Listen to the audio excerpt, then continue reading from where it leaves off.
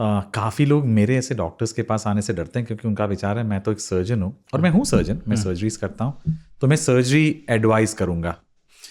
लेकिन मैंने बहुत फोरम्स पे बात करी और मुझे बहुत खुशी होती है बोलते हुए, अगर मैं 100 पेशेंट्स देखता हूँ तो उनमें से सिर्फ 4 से 5 लोगों को सर्जरी की ज़रूरत है और बाकी 95% लोग बिना किसी सर्जरी के लाइफ अच्छी गुजार सकते हैं। अब ऑपरेशन चाहिए कि नहीं चाहिए वो दूर की बात है। सबसे पहले बताऊंगा आपको डॉक्टर से कब मिलना चाहिए। छोटे मोटे पेन्स आपको और मुझे होंगे और जो 50-55 से ऊपर जैसे जाएंगे थोड़े ज़्यादा होंगे।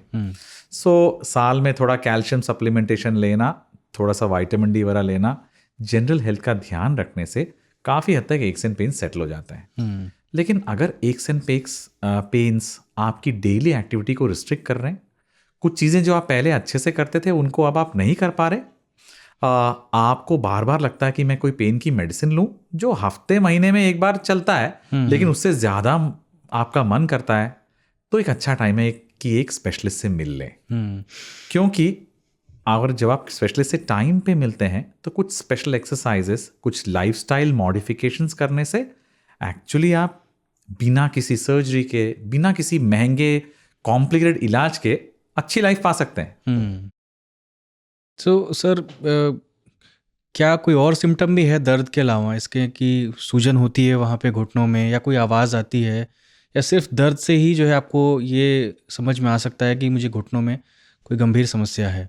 सबसे पहला जो सिम्टम है वो तो दर्द ही है। और मैं हमेशा बोलता हूँ पेन यानी कि दर्द ये प्रभु की वाणी है।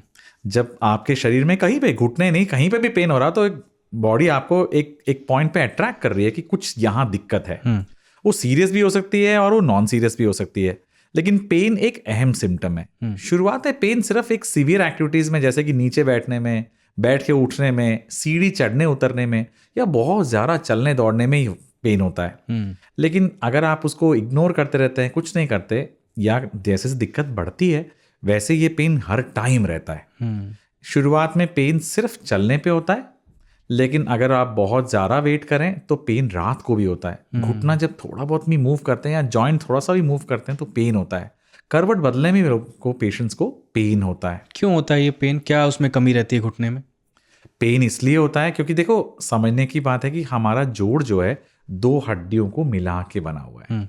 इन हड्डियों के एंड पे कार्टिलेज की एक लेयर होती है दोनों साइड में, जो दोनों हड्डियों को रगड़ खाने से रोकती है। अब ये घुटना या कोई भी जोड़ चलते चलते चलते चलते जैसे वेयर एंड टेयर होता है, वैसे वो कार्टिलेज की लेयर कई बार थोड़ा इरोड हो जाती है, यानी कि वो परत निकल जाती है, घिस जाती है फ्रिक्शन के कारण। एब्सोल्युटली। जब वो घिसती है और तो क्या होता है, वो कार्टिलेज खत्म हो जाती है, नीचे बोन एक्सपोज हो जाती है। कार्टिलेज में कोई नर्व एंडिंग्स नहीं होती, तो कार्टिलेज जब मूव करता है, जैसे वॉकिंग स्टिक है, उसके एंड में एक रबड़ लगाई हुई है, जब उससे चलते स्मूथली चलते हैं। अगर वो स्टिक घिस जाए तो एक्चुअली मेटल नीचे टच करता है, फिर आवाज भी अजीब सी आती है। वैसे ही जोड़ की जो कार्टिलेज है उसमें कोई नर्व एंडिंग नहीं है, लेकिन जब उसके नीचे वाली सतह में हड्डी टकराती है तो एक्चुअली नर्व एंडिंग स्टिमुलेट होती है, तो उससे बहुत ज्यादा पेन होता है। अच्छा, और किन लोगों को ये जो कार्टिलेज है घिसना, किन लोगों में सबसे आम देखते हैं हम? किसी को कोई बीमारी हो, कैल्शियम की कमी हो, विटामिन D3 की कमी हो, या कि जैसे मैंने एथलीट का सुना है शोएब अख्तर का कि उनके घुटने बहुत जल्दी घिस गए, या उम्र के साथ, या जिनका वजन बहुत ज़्यादा है, किन लोगों को खतरा ज़्यादा रहता है? सर मैं एक चीज़ बोलूँ, इसको आम उम्र की प्रॉब्लम कहिए।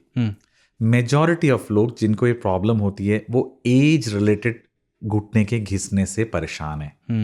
और इनमें कुछ ऐसे लोग हैं, जैसे आपने शोएब अख्तर जी का नाम लिया, या एथलीट्स हैं जो बहुत विग्रस एक्टिविटी कर रहे हैं। उनमें क्या है, उनके जॉइंट्स जो हैं बहुत हाई स्ट्रेस एक्टिविटीज को झेल रहे हैं। हाई स्ट्रेस एक्टिविटीज में वेयर एंड टेयर भी ज़्यादा होता है, तो ऐसे पेशेंट्स को या लोगों को कार्टिलेज का वेयर एंड टेयर थोड़ा जल्दी होता है।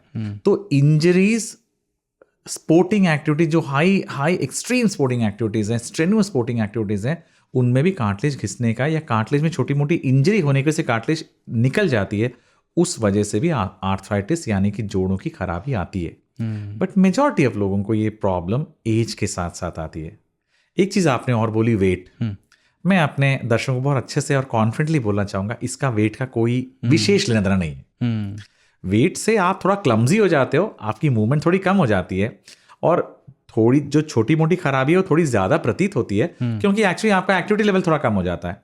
लेकिन वेट ज़्यादा होने से जोड़ घिस जाएगा, ये एक मिथ है।